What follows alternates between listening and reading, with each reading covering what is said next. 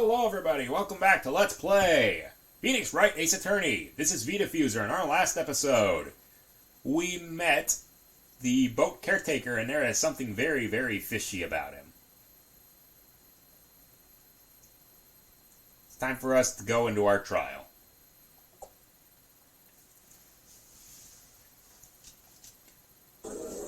There he is. Court is now in session for the trial of Mr. Miles Edgeworth. Defense is ready, Your Honor. Huh. Very well, apparently the prosecution is also ready. Who's the judge here anyway? Mr. Von Karma, your opening statement. No opening statement, so... Not so fast, Judge. I was taking a meaningful pause before speaking. Right. A prediction. Today's trial will end in 3 minutes from now. Okay, then. Order! Order! Mr. Von Karma, what's the meaning of your statement just now? Bah! Must you question everything? Yes! We're at a place where you have to question everything. It'll be over in 3 minutes. We have no time to waste. I'll call my witness now. Right. I call my witness, the decisive witness, to the stand. It's that boat shop owner. There he is. Witness, state your profession. Ugh. I'm the proprietor of the restaurant The Wet Noodle at Gourd Lake. And I also rent boats. The night of the incident, you were the boat rental shop, correct? Yep, I was. Please testify. Wait a second. We still haven't heard who this old guy is.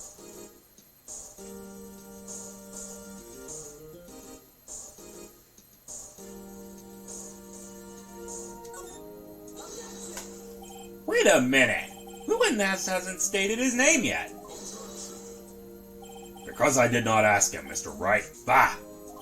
I've predicted this trial will end in 3 minutes. Stop asking trivial questions and cooperate. I don't think I will. Yeah, right. The witness will state his name. Really, I'm not really sure yet. What do you mean? My memory. Your Honor, the witness does not remember anything beyond the last several years. Ergo, he cannot recall his own name. Yeah, right. But the incident took place 3 days ago. He can testify. Very well. Let's hear his testimony, shall we, witness?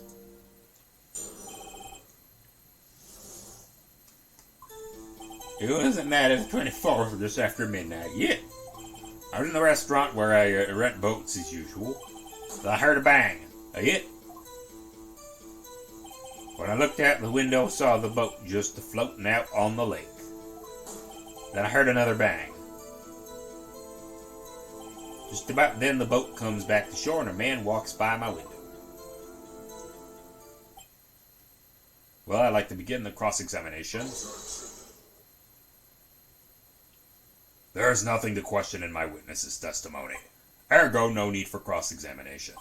Besides, there are only 10 seconds left before our 3 minutes are up. Well, guess what? You're wrong! Judge, your verdict now. Mr. Wright? What are you saying? Of course I'll cross-examine the witness. Very well, you may begin.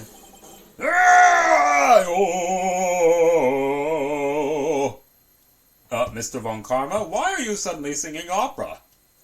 3 minutes just passed! I see. Well then, let's take our time. You may cross-examine the witness.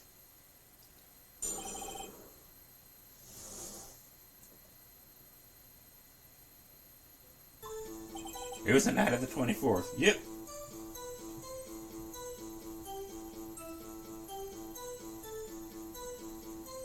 Alright.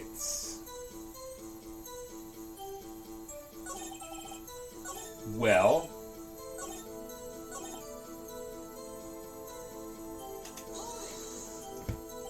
By your window. Yep, by my window. Right outside the window of my little shack. And could you see the man's face? Well, the fog was pretty darn thick, but he was right there in front of me. I saw him. This is a rather important detail. Add it to your testimony. I have a bad feeling about this. The man was a defendant. He was saying, I can't believe he's dead.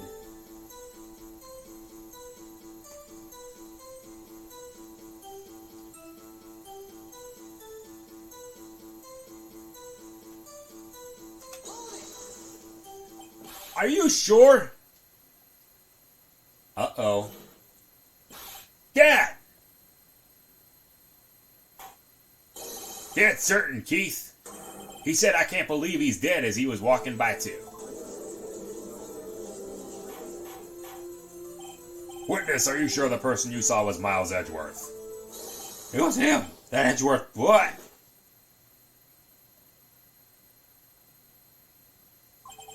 This sounds like divisive evidence. I see no room for doubt. On karma, he lured me into cross-examining so he could set me up for a fall. Nick, I don't like the way things are going here. Everyone's glaring at us. I better act quick. Time to raise an objection. Your Honor, we proved in yesterday's trial that it could not have been Edgeworth who fired that gun. Mr. Wright, are you referring to the fingerprints from Edgeworth's right hand found on the gun, and the photograph showing the man firing with his left hand? Exactly. That's easily explainable. He could have wiped his prints after he fired. You're ignoring the truth of the matter here. Everything in this witness's testimony is true. Oh, really?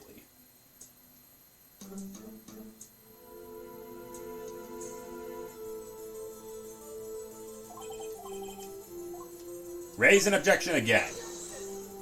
Your Honor, the witness claims that Edgeworth said, I can't believe he's dead. But his word is all we have. If he were telling a lie...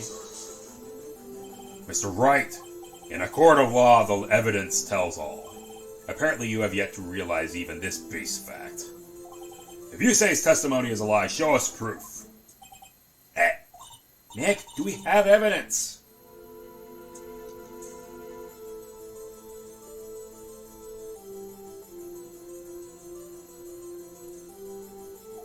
It's no good. There's nothing I can do. You sure? Be honest, I don't know what to do anymore. Please, can you hear me, sis? Please, we need your help. Nick needs you. 3 minutes was perhaps too high an expectation. 15 minutes isn't bad. Must be a new record. Enough. The witness may leave the stand. Ugh. This court sees no reason to further prolong the trial. Oh, God. Nor is there any need for more time to decide the case against the defendant. This case is extremely clear. I see no room for misinterpretation of the facts. No! This court finds the defendant, Mr. Miles Edgeworth, guilty. The accused will surrender to the court immediately, to be held pending trial at a higher court within a month from today's date. That is all. The court is adjourned.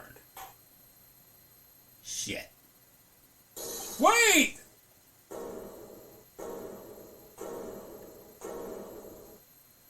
Who was that just now? Wait! Ah! Larry! What are you doing here? Listen! You gotta listen to me. I was here in the park, the night of the murder. I wasn't sure about it until yesterday. But today I remembered it. Remembered what? The gunshot! I heard it too! Oh dear God, Larry, you are coming in with the clutch. Order! What is the meaning of this? The verdict has been decided. I call for adjournment. One moment, Mr. Von Karma. So you say you heard a gunshot? Yeah, I did. A gunshot. That night. I was sitting here in the audience listening to the testimony. Then I realized something he said was different from what I remembered. I can't just sit here and let you call Edgy a murder. It's not right. I'll testify. Let me testify. Order! Order! Well, this is the first time something has happened like this in my court. I'm not quite sure how to proceed. Judge, you've already given your decision. Trial is over. Nick, this is it. Larry's given us one final chance at this. She's right. If only it wasn't Larry. He could make things even worse. Edgeworth was just declared guilty, Nick. It doesn't get any worse. You're right. Okay. Your Honor, if there is another witness, it's our duty to hear him speak. Right here, right now. A waste of time. The verdict cannot be overturned. Allow me to speak my opinion. In all court proceedings, it is our duty to prevent an inaccurate verdict. In order to make sure no mistake has been made, every witness should be heard. What is this? I withdraw my previous verdict of guilty. Mr. Von Karma, I order you to call this new witness to testify. Now! What? The court will adjourn for a 5-minute recess. After that, we will hear this new witness. Court is adjourned.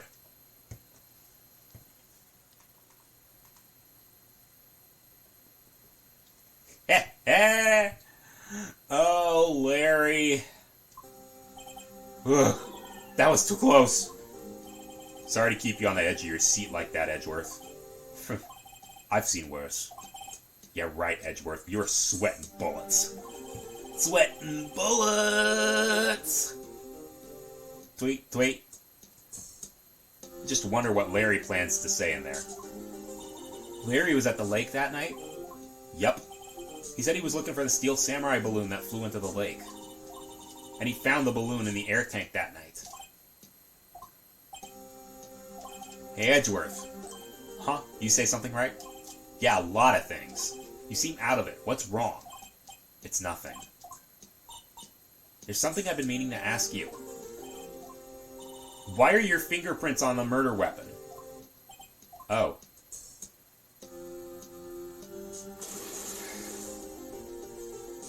When he fell into the lake, I went into a daze. I couldn't understand what had happened. I couldn't think straight. Then I saw the pistol lying on the floor of the boat in front of me. I picked it up without thinking. I didn't have a reason, really. You're an idiot! I see. Right? Yeah. This might be our chance. Our chance? Von Karma has only ever run perfect trials. Perfect trials? Perfectly prepared witnesses. Perfectly complete evidence.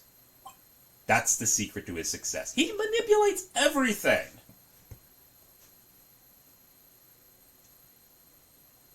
This is the first time he's ever had to deal with something unexpected. Yeah, that's right. He's actually based off of Japanese prosecutors who would cross-examine their witness, or rather, they would interrogate their witnesses for days at a time until they just flat-out break down and admit that they did it. Or he'd coach witnesses. Yeah, this guy, this is the first time he's ever had to deal with something unexpected. He has to let someone he hasn't even talked to testify before the court. And that someone is Larry. What are you getting at? It's likely his testimony will be full of holes, right? That's right, Nick! No 10-minute trial this time. We'll milk this one for all it's worth. Hey, it was 15 minutes. 15! Everything's on Larry now.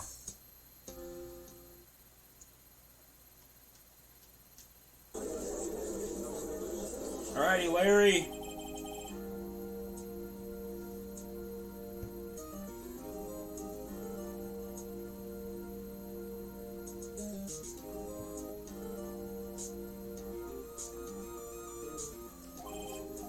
Please testify to the court about everything you saw on the night of December 24th. Leave it to me. Please, Larry, don't mess this one up. I hate to admit it, but you're our only chance. Who is this idiot before me? Von Karma didn't even have time to prep his witness. I hope Edgeworth's right about this being our big break.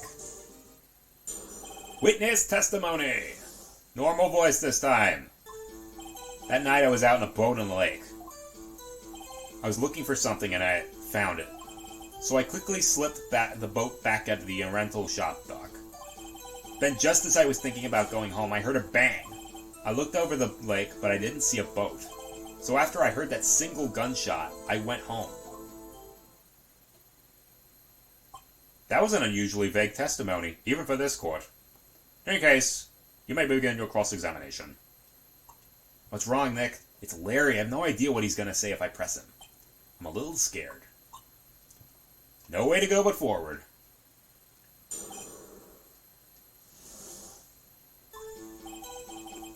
Alright, press this. There were so many things wrong I don't even know where to begin. Well, okay. First of all, what time was it? Oh, it was after 11 when I went out on the boat. By that time, everyone had gone home for the night. So I waited until the coast was cleared, so to speak. And why were you out on a boat at such a late hour? Alright, there's that.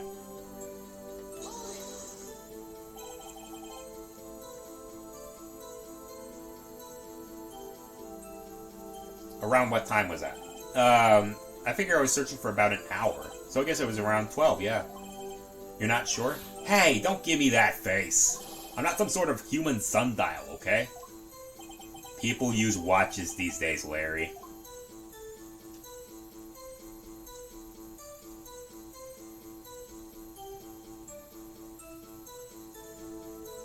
Three...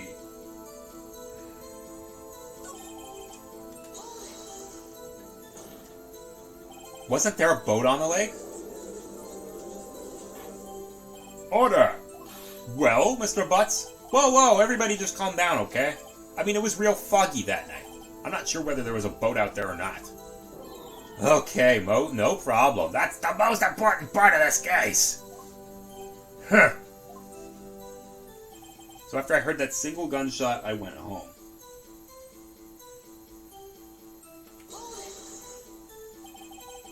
You only heard one bang, correct? Yeah.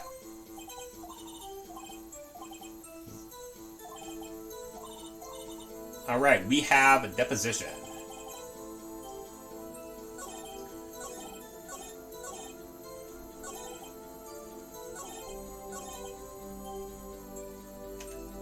Present Lada's deposition. 2 gunshots. Wait a sec, Larry. What? You only heard one bang? You're sure? That's what I said. But Miss Lotta Hart testified yesterday she heard 2 bangs. And the old man just now said the same thing. They both heard 2 gunshots that night. Huh?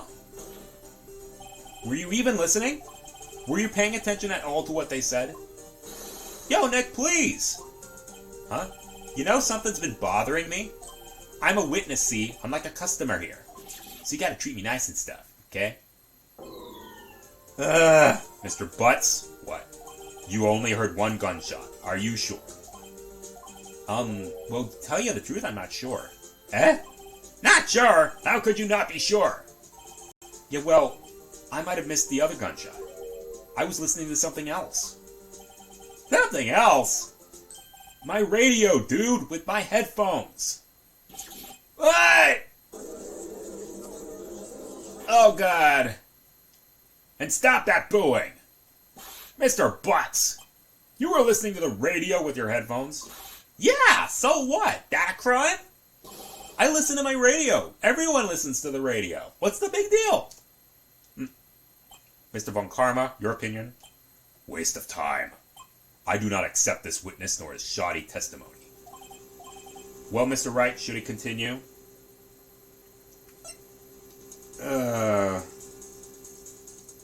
Continue. Allow him to continue, please. Bah! Nothing's more pitiful than a lawyer who doesn't know when he's lost. Give your testimony and be sure to include details like your radio. Right, leave it to me. I wouldn't if there were any other way out of this, believe me.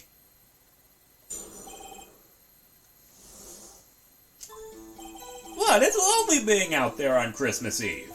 That's why I was listening to an all-requests show on the radio, see? I was listening to it real booming loud, like. But I'm sure I heard that gunshot. I remember exactly what the DJ was saying when I heard it, too. You were listening to your radio at a high volume? Yeah, what's a big problem?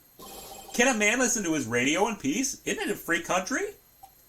I truly believe Larry has no idea what the problem here is. Judge, can you believe a word this witness says? What he heard was probably nothing more than a drum beat from the radio. True enough, it is difficult to believe this testimony. Wait, Your Honor. The witness said he remembers exactly what the DJ said when he heard the gunshot. Excuse me, DJ? An announcer, the guy who says things on the radio. Anyway, what this means is when he heard the sound, no music was playing. DJ only talks between songs, so he could have heard the gunshot from the lake. I'd like to cross-examine the witness, Your Honor. Very well, Mr. Wright. I can't believe I'm continuing this charade.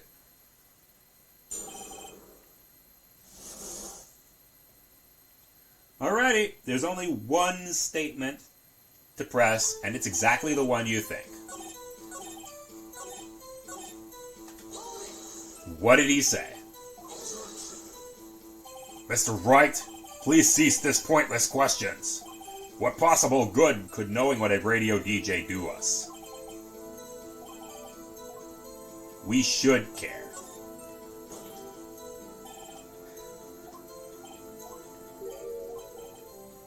How do you know if we don't ask, huh?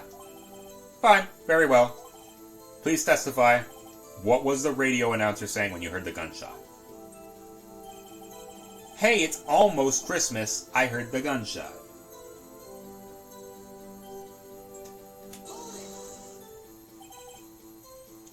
You sure? Of course I am. She had this real sexy voice. Hang on.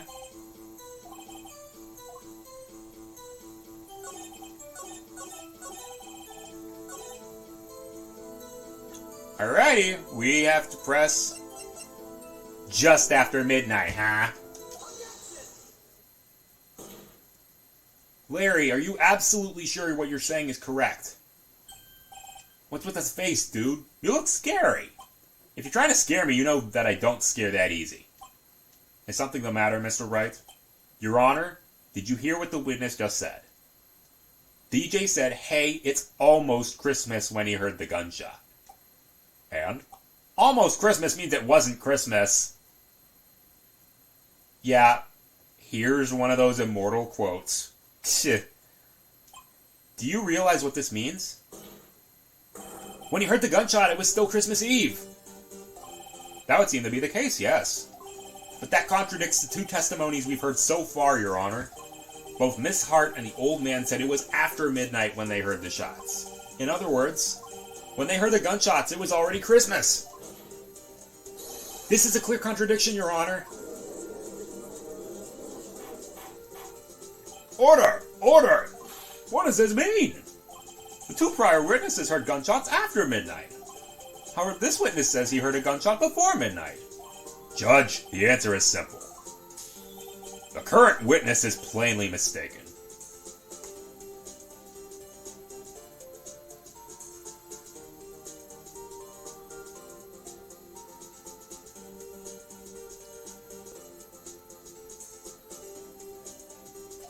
Just look at him. Suspicious. What? Well, Mr. Wright, I think that Larry is right. He's not mistaken, Your Honor. He heard that gunshot before midnight. Intriguing. I'm assuming you have evidence for this wild claim. Show me evidence there was a gunshot beforehand.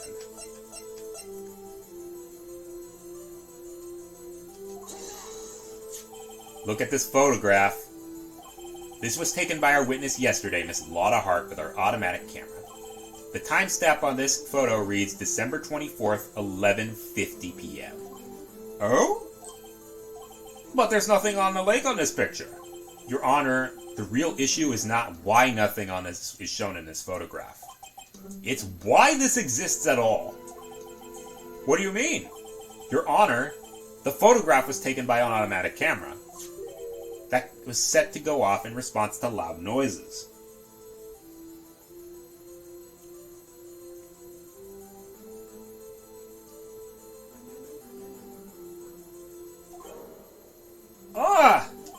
Correct. There was a loud noise on the lake at 11:50 p.m. That's why this photograph was taken. In other words, when Larry heard that gunshot, it was definitely still Christmas Eve. Indeed, it would have seemed this is the case. Then where does that leave us? Miss Hart testified she heard the gunshots after midnight. Are you claiming she was mistaken? Not at all, Your Honor. In fact, the camera also triggered at 15 minutes after midnight. Your Honor, that night there were 2 sets of gunshots with a 25-minute pause between them. Why would this be? Don't be fooled, Judge. That camera was set to respond to loud noises. Yes? There is no proof that the loud noise at 11:50 was a gunshot. Why the witness could have sneezed, triggering the camera. Hey, my nose was clear that night, man. Clear! Well, Mr. Wright, there's no turning back now. Can you prove what the loud noise was indeed a gunshot?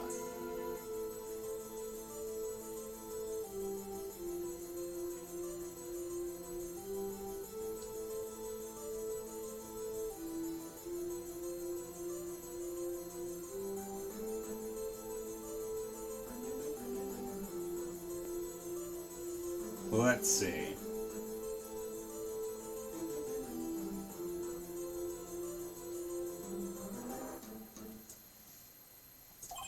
Please show the court any evidence if you have it. Hang on.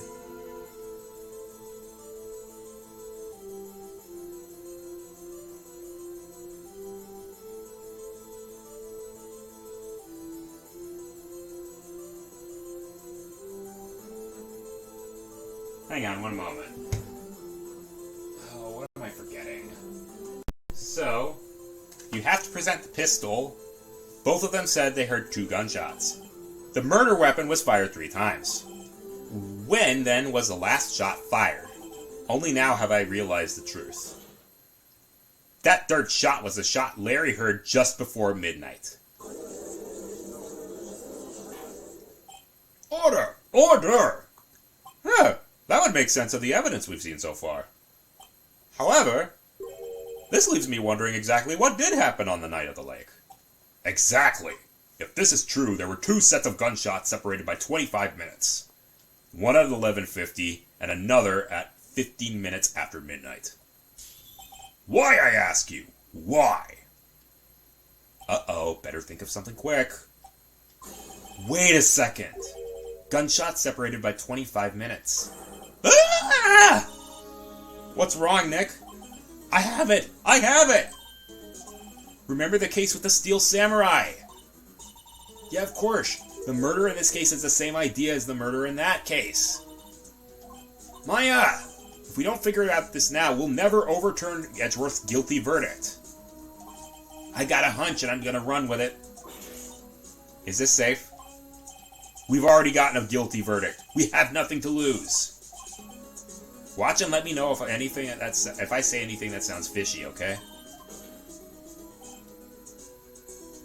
Your Honor! Yes, Mr. Wright. The testimony just now has cleared up this entire case. What do you mean, Mr. Wright? So you finally realized the truth. There can be no other murderer than Mr. Edgeworth himself. Wrong, Mr. Von Karma. A man was shot that night, but it wasn't Edgeworth who did the shooting. Listen, rookie. Take a deep breath and consider the facts. At the time of the murder, 1 boat was on the lake. This was shown by the witness's photograph. The defendant, Edgeworth, and the victim, Hammond, were on the boat.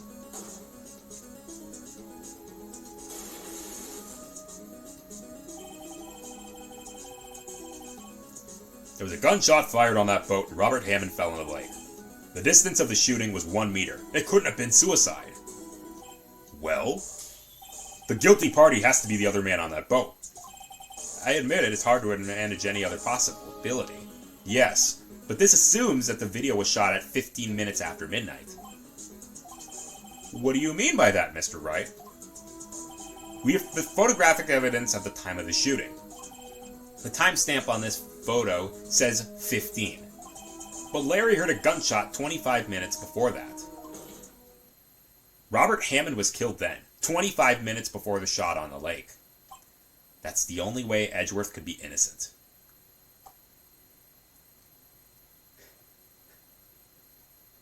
Excuse me. Mr. Wright, are you quite mad? Explain who the two men on the boat are. Edgeworth and the murderer. Of course, it was Edgeworth and the murderer. After the murderer killed Robert Hammond at 11:50, he assumed the guise of Mr. Hammond meant Edgeworth. What? Are you serious?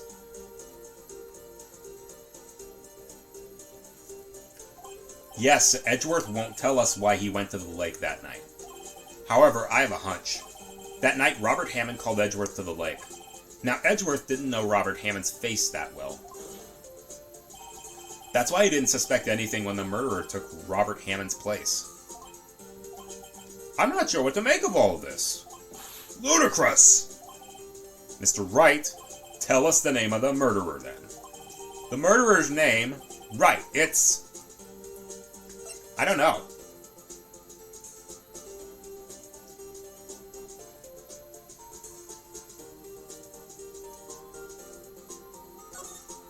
Actually, I don't know the murderer's name. You don't know? Bah! Again, you waste my time. I don't know, because he's never told us. The murderer is the caretaker of the boat shop, that old man. At 11:50, he was the one who killed Robert Hammond. The caretaker of the boat shop? Where did he do this? There weren't any boats on the lake then. Why would he have to go all the way out on the lake just to shoot someone? May I suggest that the real scene of the crime was not on a boat? What? Well, where did the murder take place?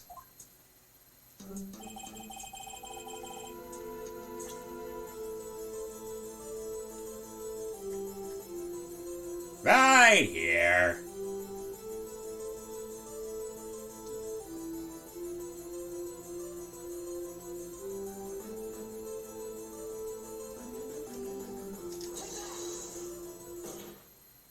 Here, of course, the boat shop where he lives. That way he can meet with the victim without anyone seeing. Do you have any proof the boat shop was the scene of the crime? Recall Larry's testimony, if you will.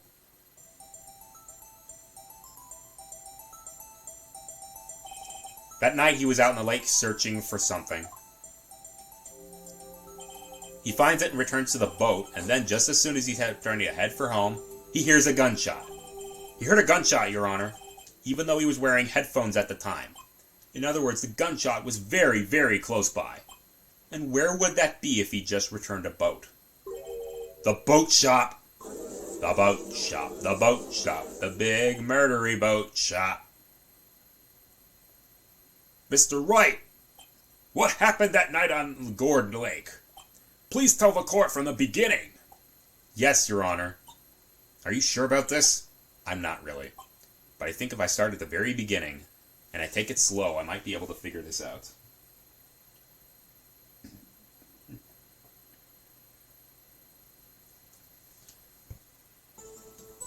That night, the caretaker of the boat shop called Robert Hammond to his shop.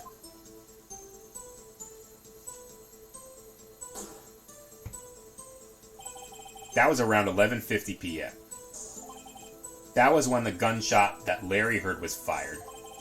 After that, the caretaker put on Robert Hammond's coat, became Robert Hammond. Then he got in the boat with Edgeworth, went out in the middle of the lake. Then who fired the pistol on the boat?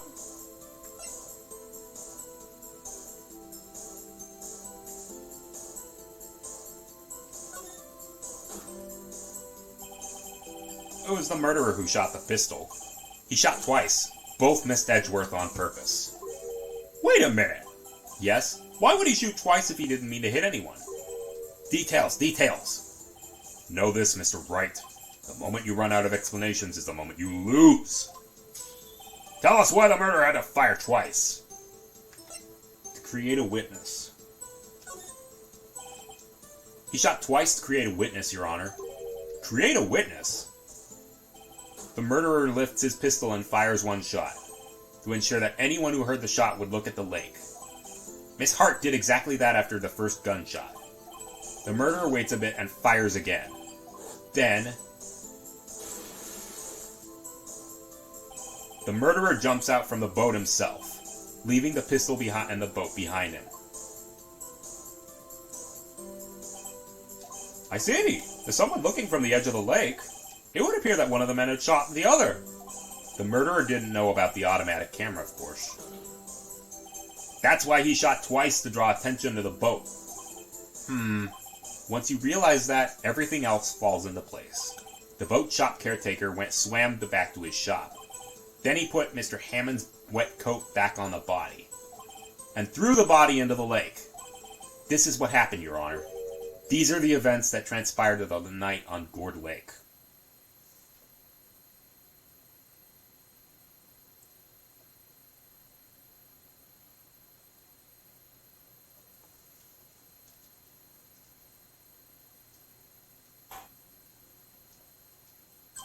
Bailiff! Bring out the witness from before. The boat shop caretaker, quickly!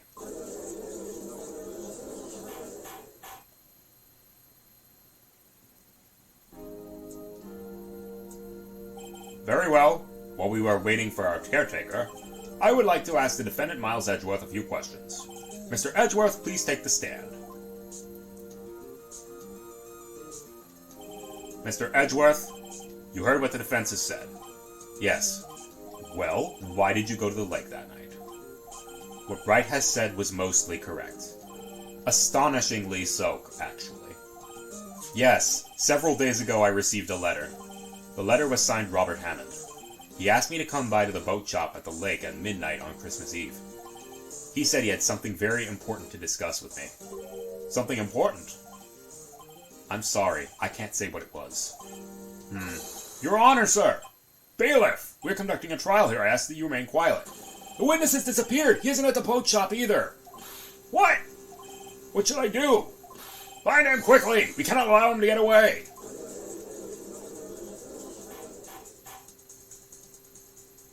Good Christ. Mr. Von Karma, your witness has disappeared. A search warrant has already been issued. It goes without saying that I cannot declare a verdict under these circumstances. I will extend the trial until tomorrow, the final day allowed. I request that the police department utilize all its forces to find that witness. Am I understood? One more thing. Just who is that boat shop caretaker? I think his identity has become very important to this trial. I want him, and I want to know who he is. Very well. Court is adjourned. There we go.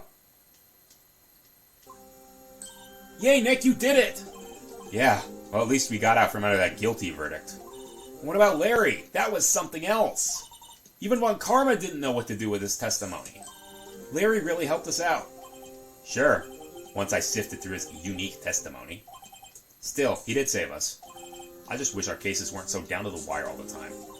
I know what you mean. Sometimes I feel like it's us on trial instead of our clients. Hey, Edgeworth. Mr. Edgeworth? Huh? Did you say something? Don't look so pained. I mean, it looks like you're probably going to get off the hook. You could try to smile a little. Relax. I'm sorry, but I fear it's not yet over for me. What do you mean? Right, there's something that's been troubling me for a long time now, and I don't know whether or not to tell you. There's so little time left. I want to tell you to get it off my chest, but I can't make up my mind. What is this about, Edgeworth? It's a nightmare I've had. A memory of a crime that I thought I committed. A crime you committed? A memory of a murder. Of course, it's always going to be, complicated, hey?